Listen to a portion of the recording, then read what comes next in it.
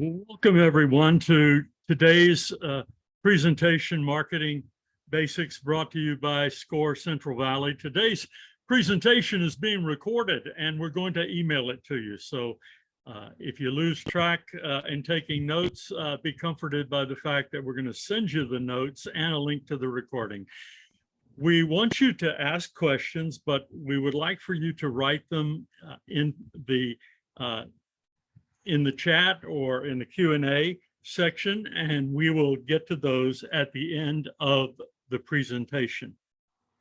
I'd like to introduce today our guest webinar lecturer, presenter, pardon me, Reiva Lesonsky, as we were talking about faux pas before we came on. We forgot to mention coughs and mispronunciations. She's from GrowBiz Media, and she's been great in all the previous webinars. So we want to, her contact information is here. I want to turn it over to Reiva. Great. Thank you so much, Tom. Thank you, SCORE, for inviting me to do this. As Tom said, I'm from GrowBiz Media. Our website is smallbusinesscurrents.com. You can subscribe to our Currents newsletter. It comes out once a week. It'll take you less than 5 minutes to read it. Always talks about something that's new in small business. If you have any questions, they will mail you the webinar. But if you have any questions, you can email me at Reiva, and that's R-I-E-V-A at GrowBiz Media, or you can follow me on Twitter at Reiva, R-I-E-V-A, and ask me questions. So we're going to get started because we have a lot of information to talk about.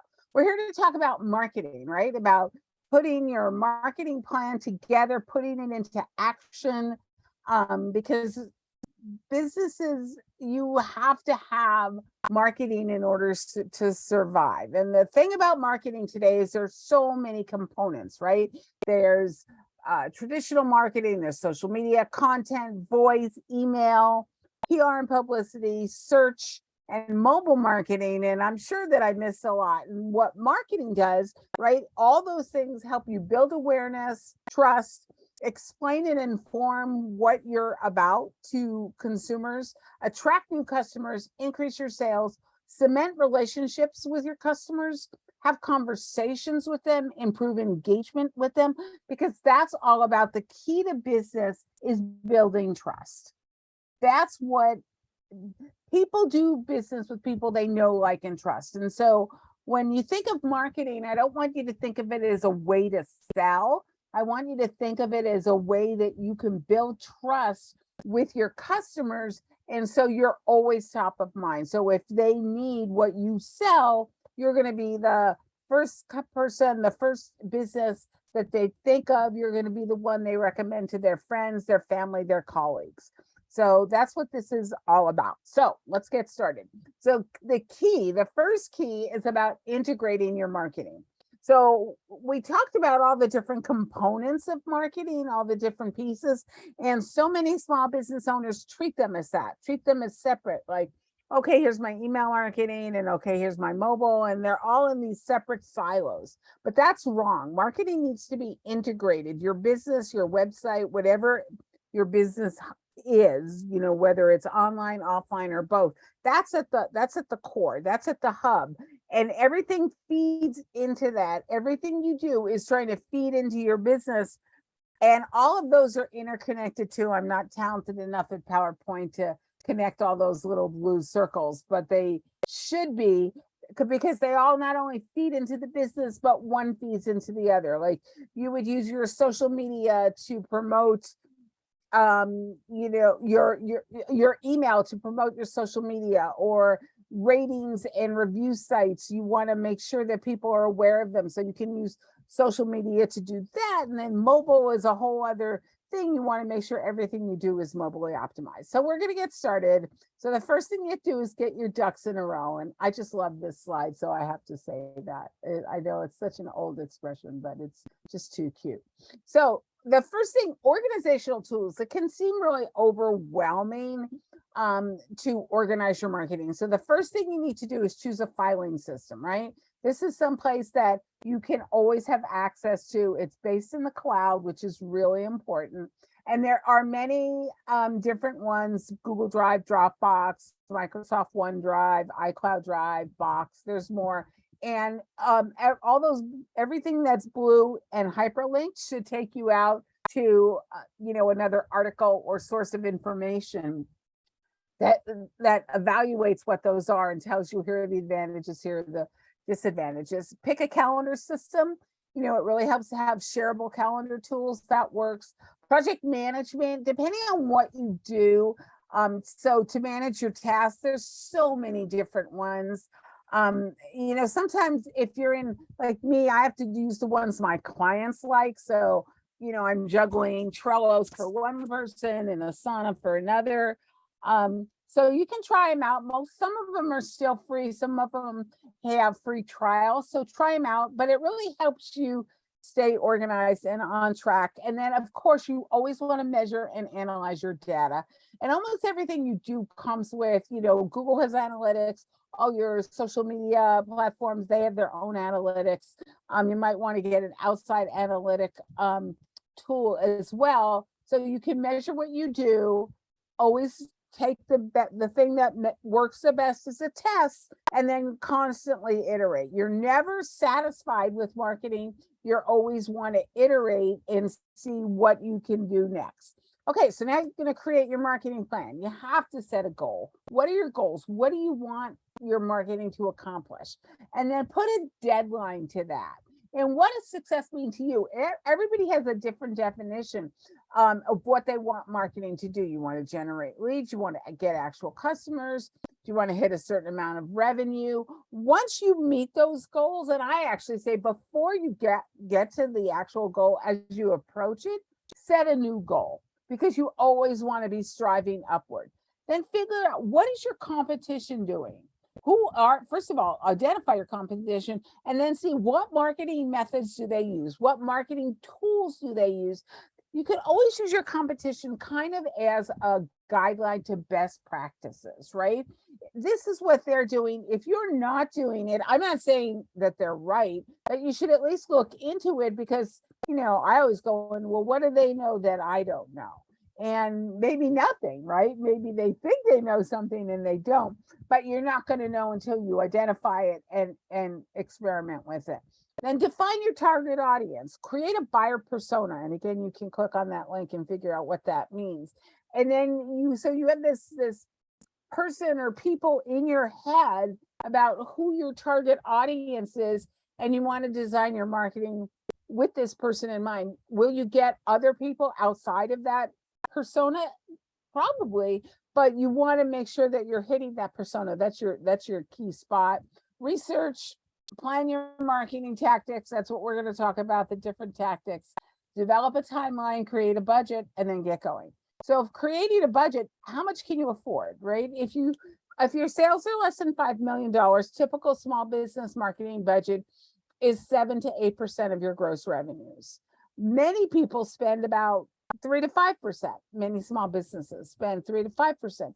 And that's okay. I'm not telling you to spend more money than you have, or to jump in and create, something that you're uncomfortable with, but try to spend at least $500 a month. That maybe sounds like a lot, but it's worth it, because if you don't market, no one's going to know you exist, right? And so you have to spend some money in order to build awareness. So we're going to get started. Most marketing today is really digital, which is good because it's cheaper. So we're going to start with the basics. It's a website. And I always want to be able to dump this slide. This is the slide that really annoys me that I have to have, because at this point in 2022, I want to hope that every business has a website, but they don't. And that is frustrating. You have to have a website. I don't care what you do. You have to have a website, because that's how people find you, right? We don't have yellow pages anymore. People go online to find businesses. That is how they discover anybody doing anything. And a website gives you control. Social media is not a website, right? Facebook will tell you, oh, you don't really need a website. You have us. No, they have them. Facebook owns Facebook. Facebook controls Facebook. Facebook owns their algorithm. And it's not just Facebook, all of them. They own their algorithms. They own their policy. They can change things at any time. You need a website because that's your home. You own it. That's your content, your data. You're in charge of that, right? So create a website. It is not expensive. You can DIY it. You can hire somebody to build it for you. You can consult with your SCORE mentor if you're like, what? How do I do this? Where do I get started? SCORE can help you do that. And the real reason you want to do it is businesses that grow actively online expect to grow 40% faster if they're online than if they're not. So we're going to start with search, right? That is what everybody does. There's 6 billion internet users worldwide. And so they go on their computer and they're searching for stuff. That's how they do it, right? Think about what you do when you want to find something. Google, which is the biggest, has about 99,000 searches a second. So I don't know how many seconds that sentence took me to say and how many searches happened in the space of that time. But it's about 8.5 billion a day. And that's just Google. You know, it's not Bing and Yahoo and Go, I think it's GoDuckGo or I can't remember the name of that search engine. But there are plenty of search engines, so you need to do that. So this is what happens. Sources of brand discovery. This is a survey from Hootsuite. They do this every year and it comes out every January. So this is when a consumer goes on a search engine, when a consumer is looking for a business, this is the primary way that they do it. And search engines are just the number one. It's even better than an ad on TV. And we all know that most small businesses can't afford ads on TV. I mean, maybe some cable, but so search engines are cheap, right? In some cases, it's free to get discovered there. So you want to make sure that you do what you're supposed to do, which we're going to talk about in a minute. But you can look at the other things there. So the other thing you want to do is you want to test your site speed. And this is for mobile, but also your regular site. Google uses your mobile page speed, like how fast you load, as a ranking factor, as an organic ranking factor. So if you're slow, you're going to be penalized in your organic ranking. And if you're not, you're going to get rewarded. So you can go to that URL there, and it's a free tool, and enter your own URL and they'll tell you if you're too slow or if you're fine. So how, I talked about the yellow pages. How do you get discovered? It's about online directories. Those are today's yellow pages. So a business directory is simply that. It's basically an online yellow pages. It's a list of businesses, either in an area, in a niche, in a category, and it helps local businesses get found. So what you want to do there, you want to sign on to all the directories, right? You want to add updates. You want to be consistent in your name, address, and phone number. And it sounds ridiculous, but when I say consistent, I mean, don't go to Google My Business and write street and go to Bing's directory and write ST. It sounds silly, but they don't recognize different abbreviations. So you just want to make sure that your name, address, and phone number are exactly the same in all the directories. Include a description, be detailed, but you're not writing a paper here, so don't write hundreds and hundreds of words. You can use pictures or videos. Why? Because it sends referral traffic straight to your website. You're going to get fresh leads from it because this is where people are going.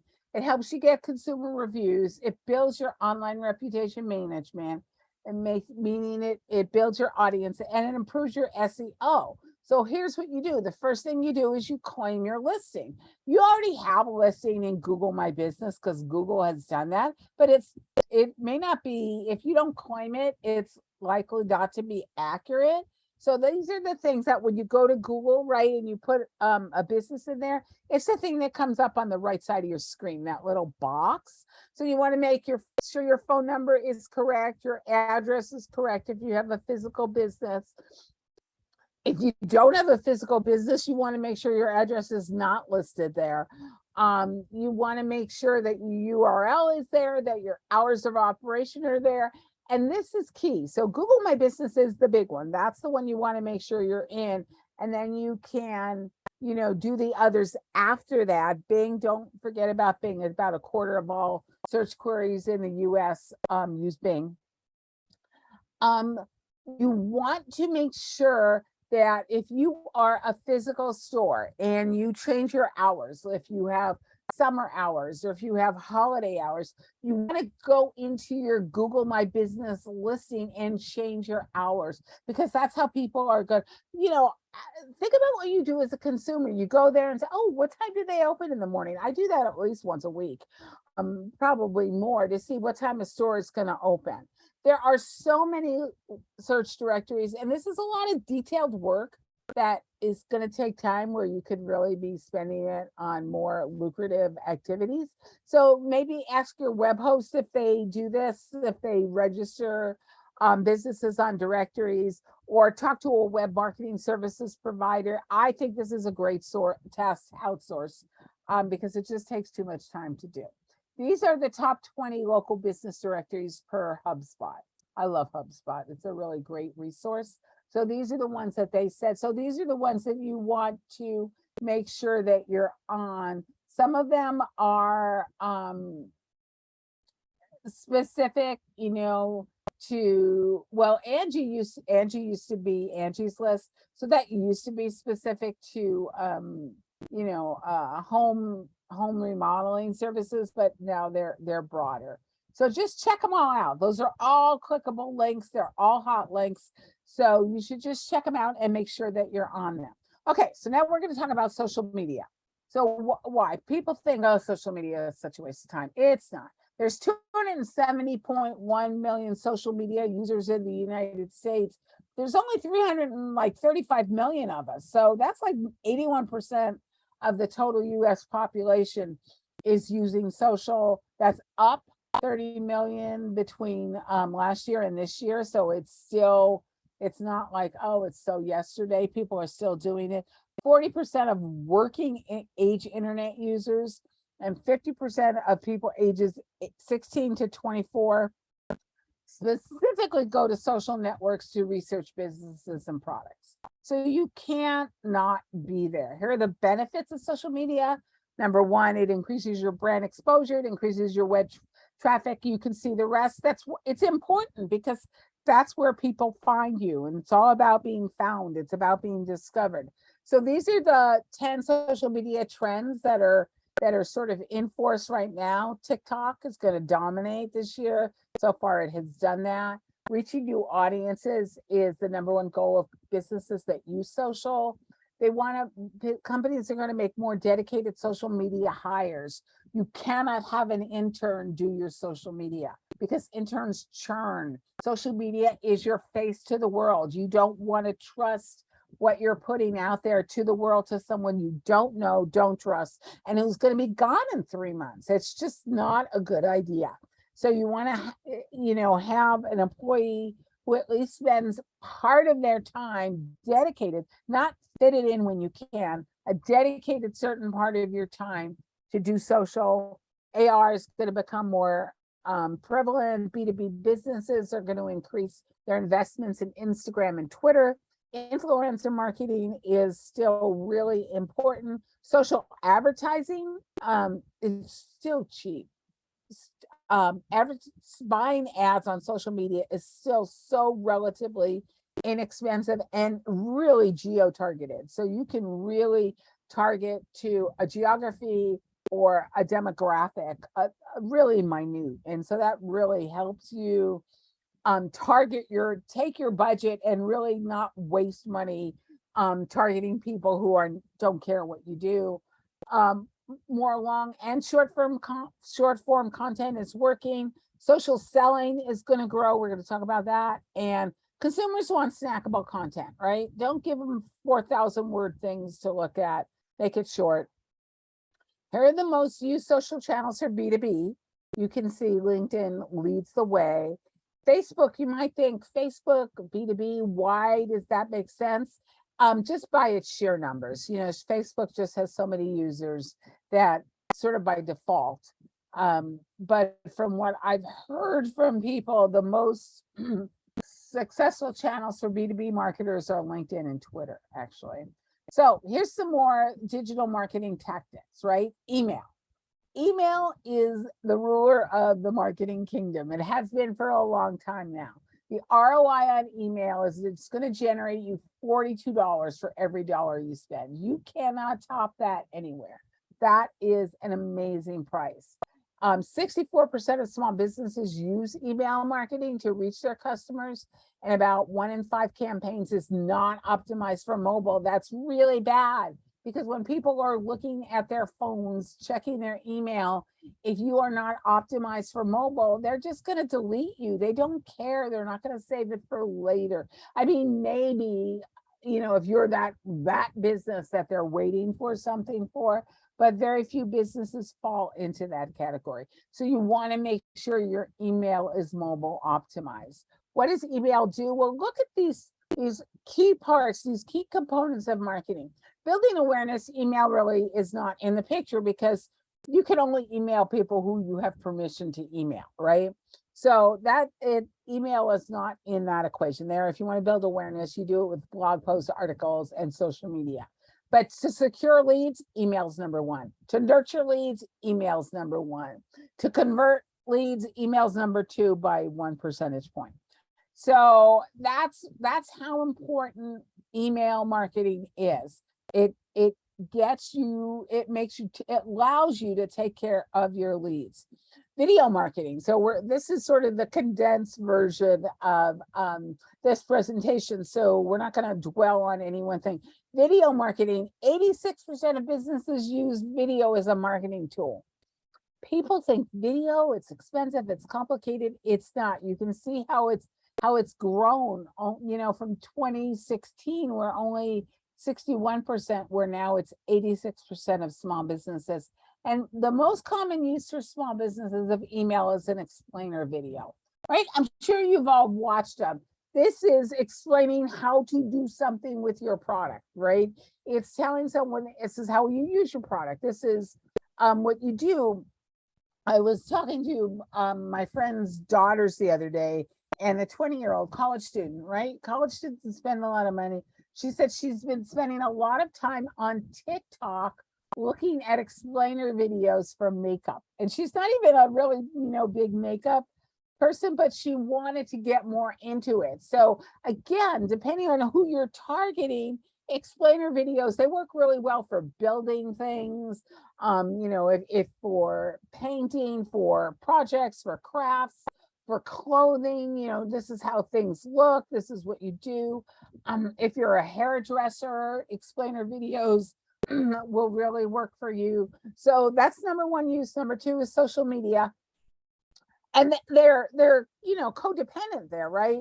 You can take an explainer video and put it on social media. So you can see how people are using video. Rating and review sites. This is really important. I know people hate them, businesses hate them, but consumers love them. 79% of consumers trust an online review as much as a personal recommendation from somebody they know. This stat has always blown me away. So they trust the word of strangers as much as they trust the word of people they know. So that's why you have to pay attention to these rating and review sites. 89% of consumers will read an online review before they buy anything. Yelp used to be the number one place. It's now second. Most people will read a Google review, and a lot of people will read, over half, at least 4 product reviews before buying a product. I know I do that. So I won't buy a product that doesn't have a review. Content marketing. So content marketing is important because Google says it's important, and we just live in Google's world. So whether you're B2B and B2C, you can see what the content journey is to attract possible customers, right? to down the funnel to how to convert. And some of the things are similar, like, you know, a white paper is similar to a buyer's guide in depending on how it's done, but the B2B journey and the B2C journey is a little different with the same goal in mind. But the B2B companies are using a lot more B2C tactics today. So you need to be aware of that. It used to be, oh, B2B, I don't have to worry about this. You do have to worry about all those things. Then you have to build your network, right? It's really important to build your network. You want to find your communities. That means, who are your targets? Where are they? Where are they hanging out? Attend events where they are. I mean, if you're a local business, you want to attend as many local business events as possible. You want to get your face in front of people. That means it could be meaning going to, you know, schools have fairs, going to a school fair, a city fair, sometimes depending on your business, even farmers markets attract businesses that are not selling the fruits and vegetables. So check out what's in your area and get involved in your city, be a mentor, you know, sign up with SCORE. SCORE's totally looking for mentors all the time. They'll tell you a little bit about that later. You get a mentor. I really, to me, and I'm not saying this because this is a SCORE presentation, SCORE is vitally important. Last year, a little over a year ago, we got an offer. Somebody wanted to buy our website, and I had no idea. Like, what does that mean? Like, what am I charging? I have no clue. I asked my accountant. He goes, I don't know. This is a specialty. I don't know. So I called SCORE and I said, what do I do? How do I evaluate this? And my mentor, they, you know, gave me this mentor, and he said, here's what, you know, here's what it looks like. Here's this. And he was right. And we got that price, and I had no clue. I would have asked hundreds of thousands less. So I think having a mentor is really vital to success. Networking opportunities are everywhere, right? Just be aware wherever you are. Take your business cards with you. Don't listen to people who say business cards are passe. They're not. You know, you go in a Little League game, you never know where you're going to meet somebody who either is in need or knows somebody who is in need of your product and service. So hone your elevator pitch, right? You know, that's your 30-second presentation of who you are and what you do, because you never know where you're going to need to use that. And always follow up, right? If you get a lead, and a lead can be you exchange cards or email addresses with somebody, even like I said, you meet at a Little League game, always follow up with them. Other important things, get started. Don't talk about it. Don't think about it. That happens all the time. Okay, yeah, I know I need a marketing plan. Oh, I need to start with email marketing. I need to, no, I need to do it. Actually do it. You have to get started and innovate. Think of how you can be different, right? There's very few businesses today are unique. It's very few are unique. So it's about, how do you take that business that is similar to other businesses and make yourself stand out? What unique touches can you bring? And I think about that. Marketing enables you to be unique. You don't have to create a new product to be unique. And the best example of this is an old example, but it's the example of Domino's Pizza. Tom Monahan, when he started Domino's back in the 60s, right? He didn't invent pizza. He didn't invent pizza delivery. He didn't invent putting like California Pizza Kitchen. Like, oh, let's put something different on your pizza.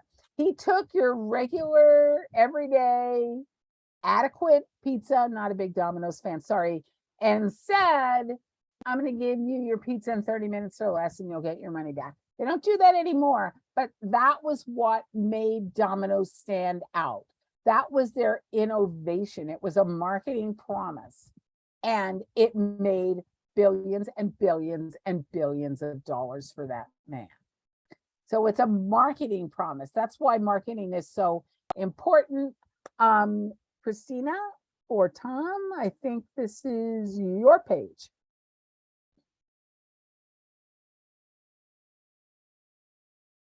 Thank you very much, Reiva.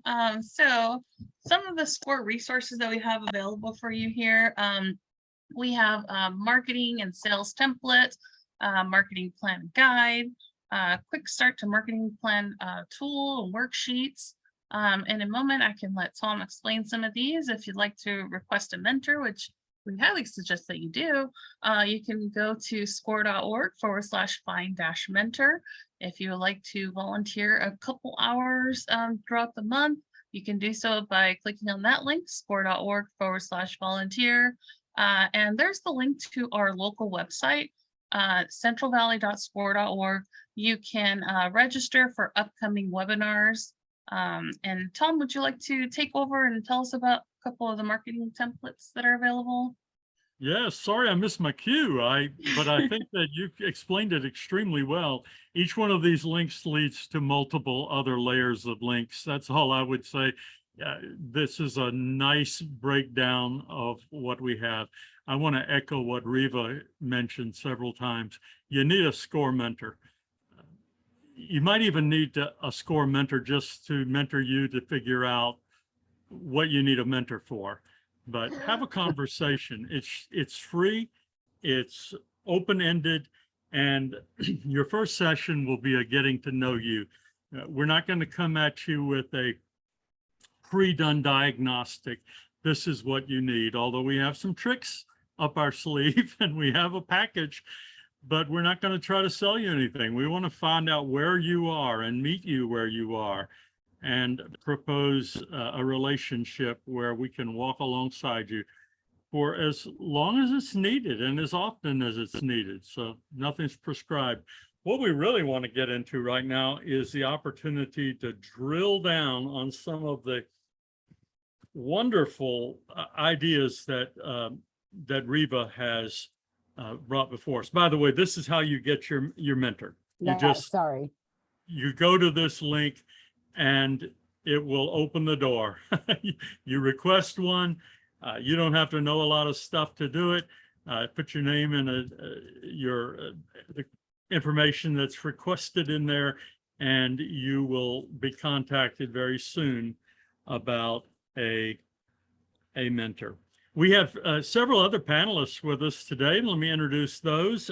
Who do we have? We have, let me see if I can see them. I think we have Michael, who is comes to us, Michael Moore from the banking industry, and he's up in the Modesto chapter. And I think we have Lynn. Do we have Lynn? If we have Lynn and she has her hat on, we'll see her.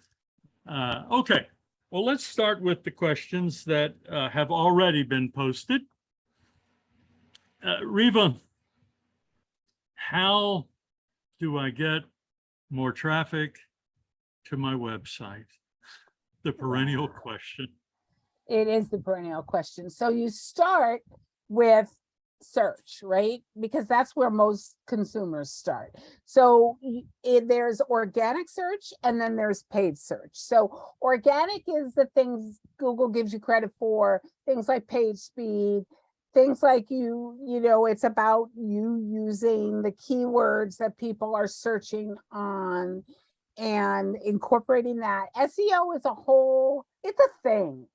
Again, I think businesses, particularly small ones, should think about where are you best served using your time? Are you best served, trying to sell, developing product, meeting people, or are you best served trying to figure out SEO?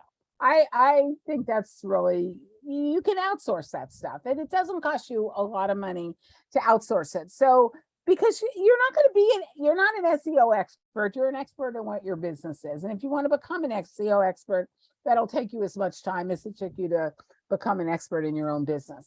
But that's where it starts. It's about using the words, and that works with voice marketing as well. It's different keywords, but so it's about doing that and then doing the things that Google wants you to do, which is having content on your site. The more content you have, the more you post fresh content, the more I call it the spiders come by and there's a ping and you get credit and you move up in the rankings. And then there's paid search, right? You can go to Google and buy a Google ad and pay them to move you up in the rankings. Normally the paid, like when you go to Google, the paid ads are above the organic ranking. So that's number one, but also it's about email and social media. Like if you have a social media page, use your social media page to drive people to your website. You know, put something interesting and say, hey, it's on my site. Here's the link to my site. So don't think that those things are not important, because it all feeds into building traffic back at your business. Thank you, Reiva. That's great. I love your first word you led with today, integration. You can't not integrate, right? So Michael's going to ask the next. Yeah, I'm sorry. I didn't mean to talk over you. Michael's going to ask the next question. Well, I think really what it boils down to is how can I create the most effective marketing plan? You have a lot of people out there who, you know, they've got their idea, they've got their product, and okay, now how do I get it out there? How do I bring these elements together and move them forward? So the key is you have to, not all marketing methods work the same with all target audiences. So again, that's why you're building your buyer persona. And once you have that persona, you have to figure out where are those people, right? So social media, everybody uses social. I showed you that. But the younger audiences, Gen Z, and don't ignore Gen Z, the oldest Gen Zs are now in their early 20s. So a lot of them are out there earning a living and spending money, and college students spend money, and teens, gosh knows how much money teens spend. They're on social looking for things. They would never not think of going to a search engine to find what they're looking for. So you're looking at that. In the pre-pandemic times, people knew that baby boomers, so baby boomers are between like 58 and 75 or so. People thought baby boomers aren't really online, so we don't have to market to them online. Pandemic changed all that, totally changed all that. So that's why you need to keep up. And so if that's your target audience, where 3 years ago, 4 years ago, you may have been ignoring them online, you didn't have an e-commerce site, you weren't really paying attention, you have to pay attention now because they're buying online. They found it way more convenient to do that. So it's about creating your persona and understanding, how do they get their information? Where do they go to? Are they on social media? Are they receptive to email? Even direct mail. Direct mail still works in a lot of businesses. Don't print up, expensive brochures, but doing some direct mail marketing through postcards has been very effective. Not that costly. And again, you can geo-target. So if you have a local business, whether it's a store or you're a local accountant, doing direct mail can really be helpful. Or even those signs, sign hangers. It works for real estate. It works for a lot of home remodeling service businesses, to just hang those door signs on people's doors. So figure out where your customer is and then adopt those practices first. Reiva, if I can ask a follow-on question. I know that at one time it was really important to have a good mailing list, and you get them from mailing list brokers. Are they still a vibrant part of this, or what should people putting their marketing plan together be thinking about mailing list brokers? How do I say this nicely? I wouldn't buy a list today. A lot of lists that are for sale are old addresses, Yeah, that, I've noticed. right? Yeah, that necessarily haven't given permission. So lists are really important, but I think it's key to build your own list.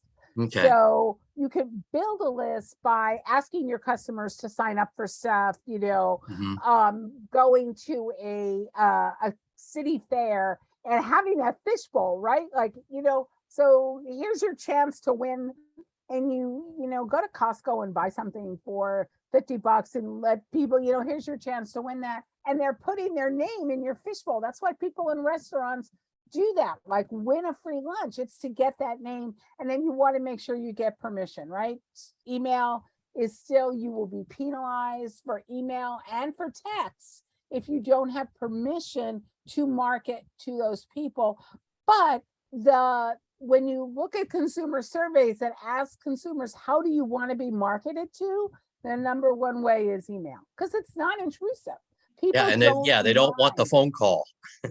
Exactly. Nobody wants you to call them. And text marketing is on the rise, but you have to be really careful with your balance of text marketing, because at some point it does get intrusive and people just get annoyed and delete you. Great. Thank you, Michael. That was very insightful. Thank you, Reiva. Reiva, that was, and then there's some great tools on the common email tool, larger tools like MailChimp and Constant Contact for gathering from your existing social media contacts email lists. Reiva, I really appreciated when you said that you cannot job out social media to an intern.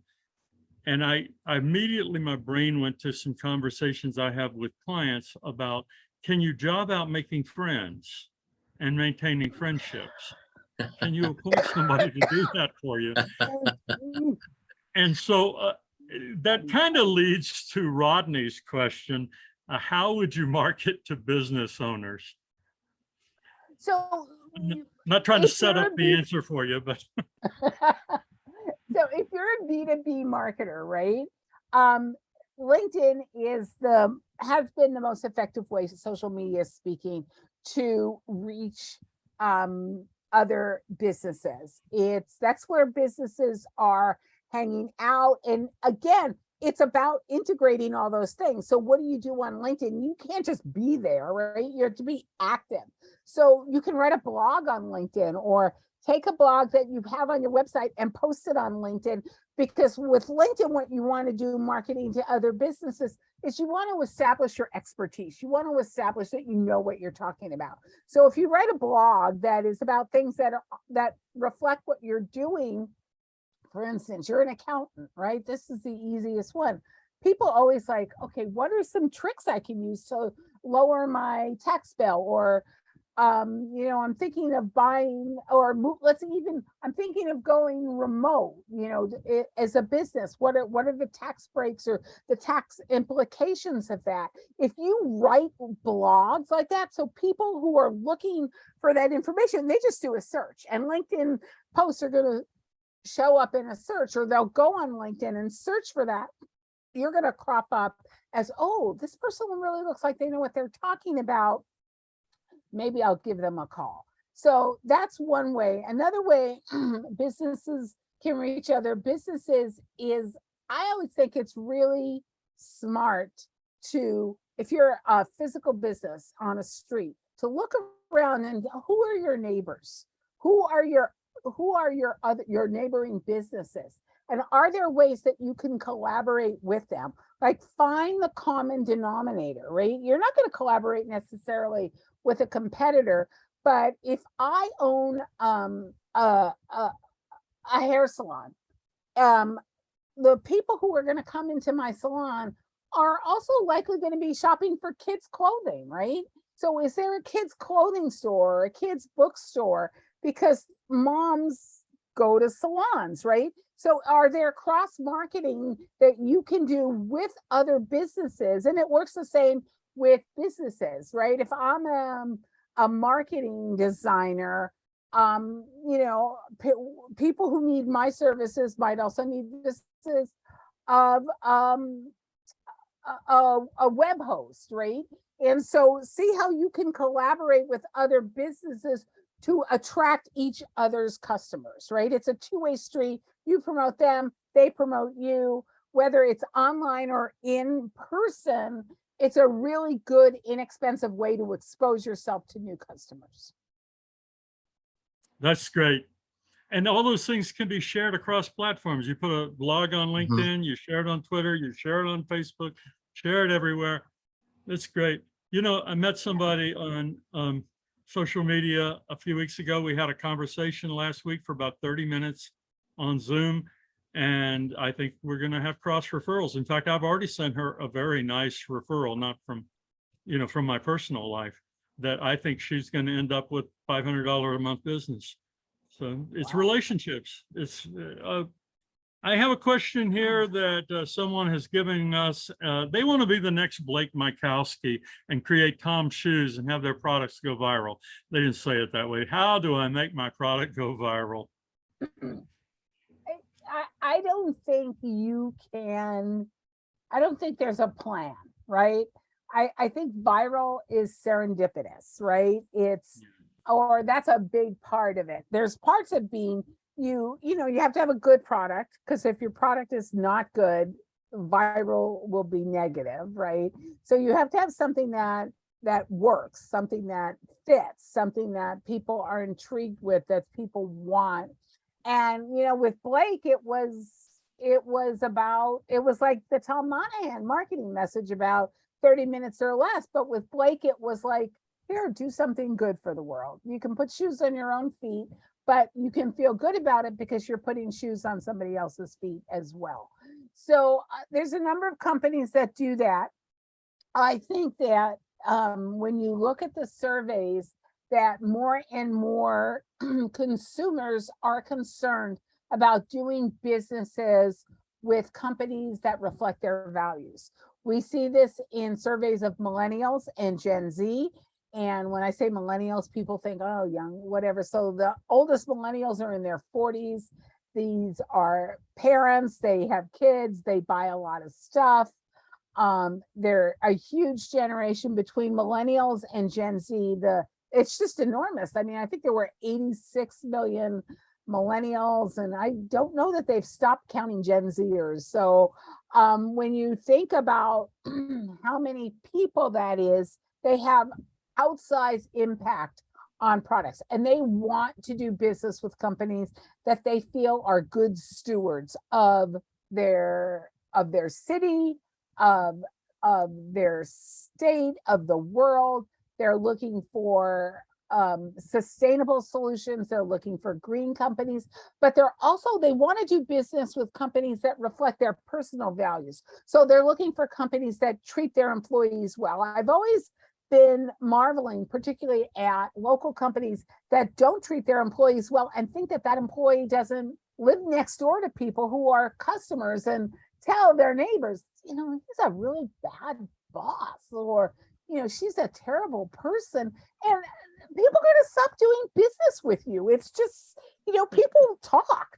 And so you want to be a good boss. You want to be a good steward of your city. You want to contribute to charitable causes. You want to take part in charitable events in your community. You want to hire locally. You want to do things that make an impact in that community. And again, that goes back to people do business with people they know, like, and trust. So that's really what it comes down to.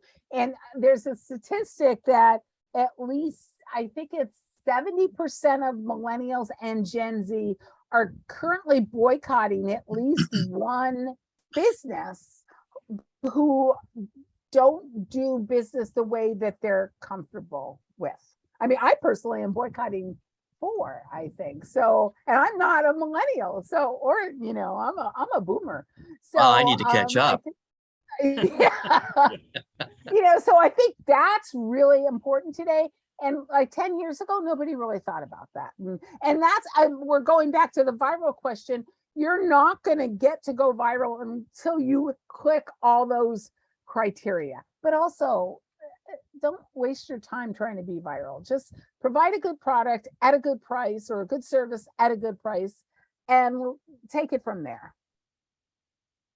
So good news travels fast. How about bad news, bad reviews? What's the importance of damage control in your marketing? So And how can you you're turn right. damage control into a positive? Yeah, so good news travels fast, bad news travels faster.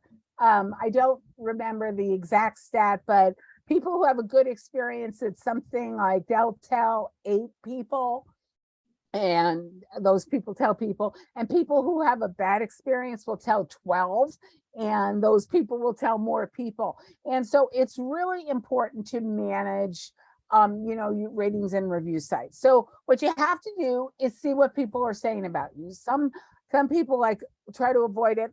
Years ago, I was at a conference, and a woman local raised her hand and said, I have a local coffee shop, and I'm not on those sites because I don't want people to talk bad about me. And I said to her, they're talking bad about you whether you're on that site or not. You need to get there to say, hey, I'm sorry that happened. I want people to look at rating and review sites in a different way. I want you to think about looking at it as a free focus group, right? Understand that those people are talking about their experience with your business. And unhappy people tend to talk more, but maybe there's a germ of truth. So you want to read your reviews to see if there's any commonalities, right?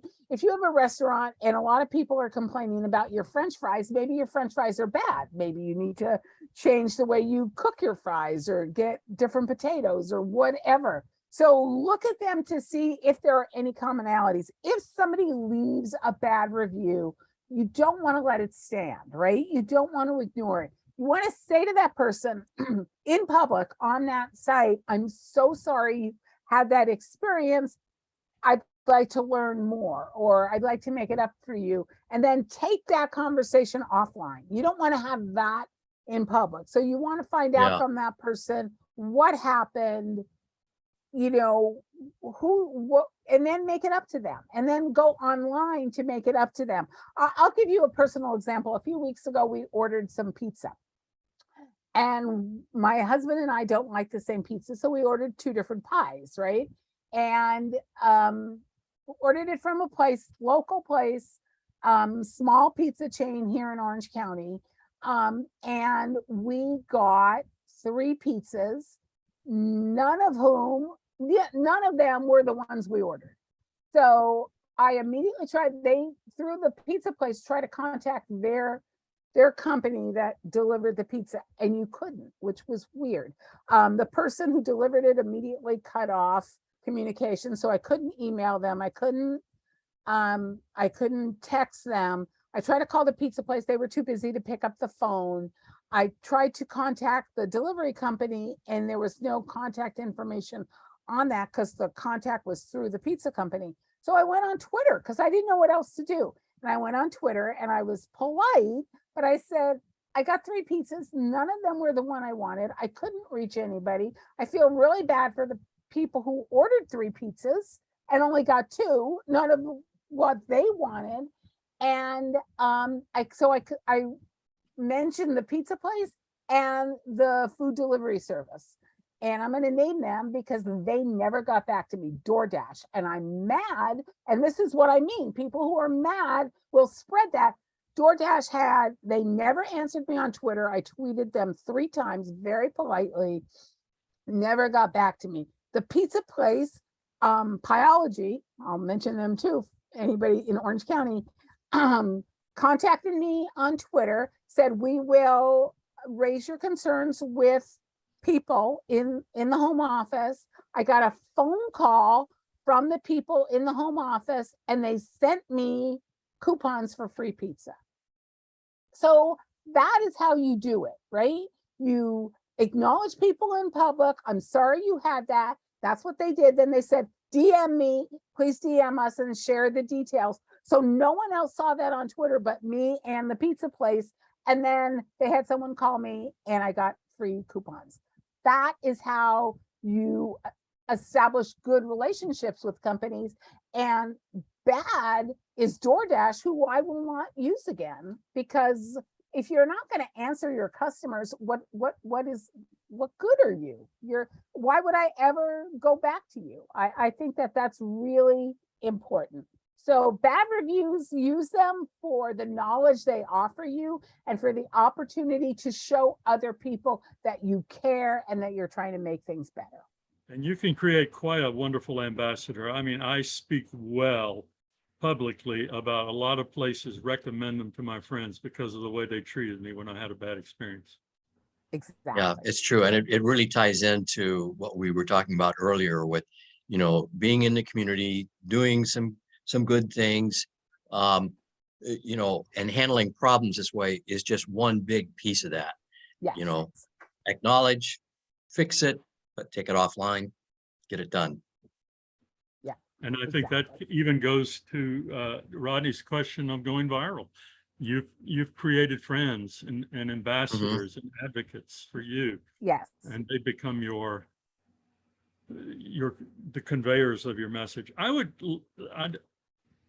This passed through my mind, storytelling. Can you talk about storytelling? We have so many wonderful tools like YouTube and Vimeo and for storytelling. And I've always heard that facts tell, but stories sell. Yeah. So that's a great line. Yeah, I like that. Storytelling is a way to communicate what you are about in a manner that people can easily understand, and it makes it relatable, right? So it's like you said, facts are not relatable. People listen to numbers and it's like, okay, I get it. But if you can weave a story about who your business is and what you do, that makes you relatable. If you can talk about, hey, you know, this restaurant is fourth generation in my family, started by my great grandma who did all this. You're creating a sense of community. You're creating a sense of trust, like, ooh, 4 generations, they've been around a long time. How great it's still in the family. You're weaving a story around your company that makes you almost instantly trustable, instantly relatable. And so you want to do that. So people are going to remember that kind of story before they're going to remember, 33% of people, blah, blah, blah, blah, blah. So it's about, I don't know that it works for every business. So I think you have to use it judiciously, but think about anything interesting that's happened in your origin story. Like, you know, what got you started? You know, for me, and you know, I'm a journalist, right? But it's interesting because when I used to talk to back in the 90s when women were just starting businesses, instead of going up there and saying 33% of blah blah blah, my instantly relatable story was when I was in high school, my guidance counselor said, this is what you can be. And women of my age could relate to that. I got 3 choices, none of which I wanted to be. And I was, you know, a 15-year-old kid going just because I had to say something. And I just blurted out, I want to be a journalist. And I had no idea, but I know that I had seen women's names in the New York Times on bylines.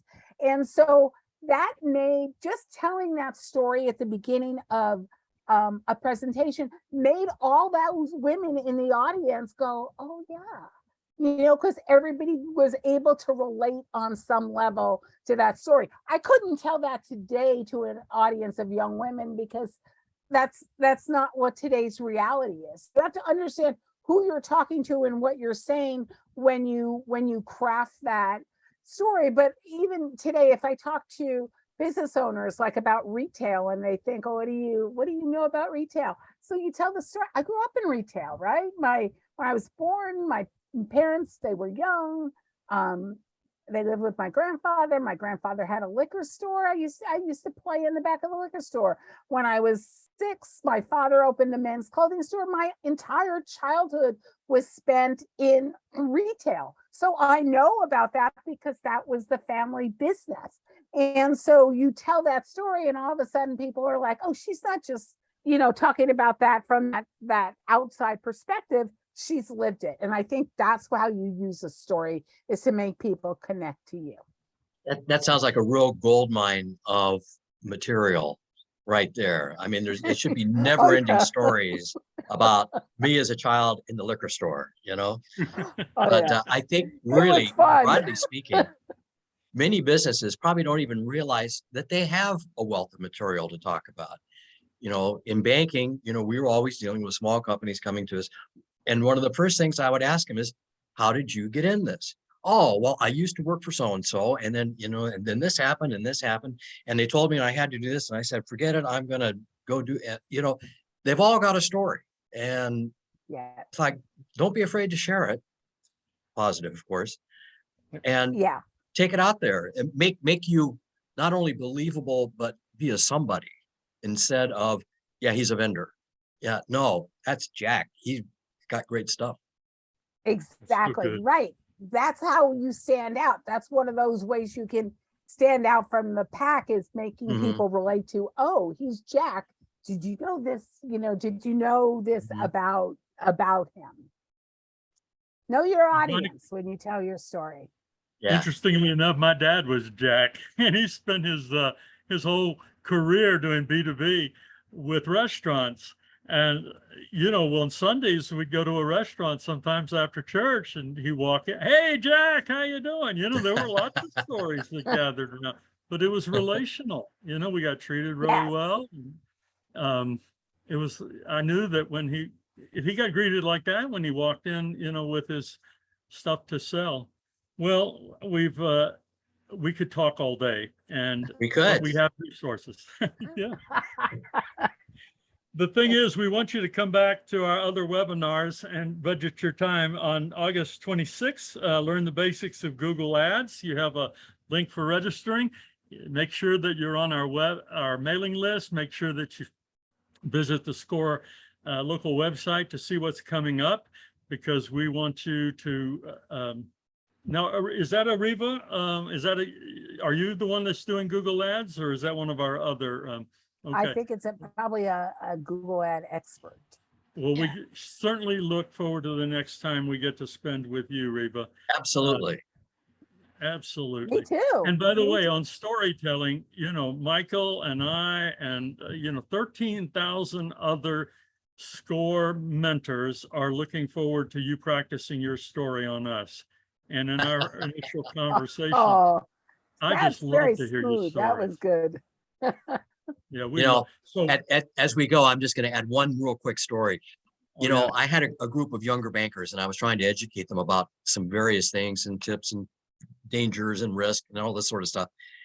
And as I went on, I realized I was getting this, sort of response.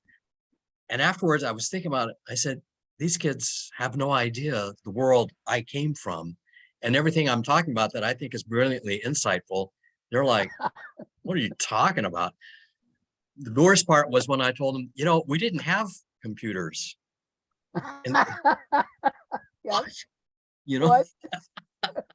Yeah. Our peak of technology was an IBM Selectric. Yeah. And you were Got so their attention, excited but they to stopped get listening one. to me. Yeah, exactly. I can remember like my first electric typewriter. I was like, whoa. Wasn't this that is exciting? cool.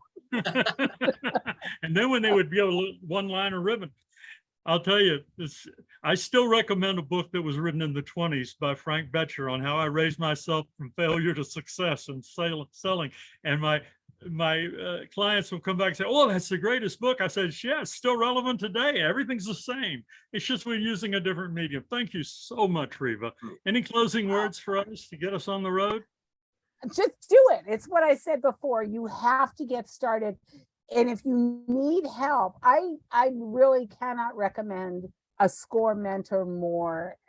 And honestly and sincerely, I would not have been able to sell my business for what my website. We have a new website. small business current for what we did if it weren't for SCORE. And you know, sometimes you just have a mentor on call that is there for when you need that. Absolutely.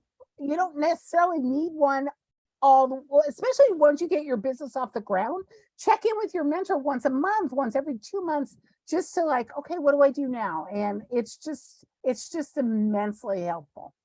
Absolutely. And just for our well-being, phone home, you know, we never hear from you. Exactly. Okay, everybody. So we look forward to the next time together. I'm going to ask the team to stay on for a little debrief, but the rest of you, Sure. go eat some lunch, you know, or get a second breakfast. Yeah.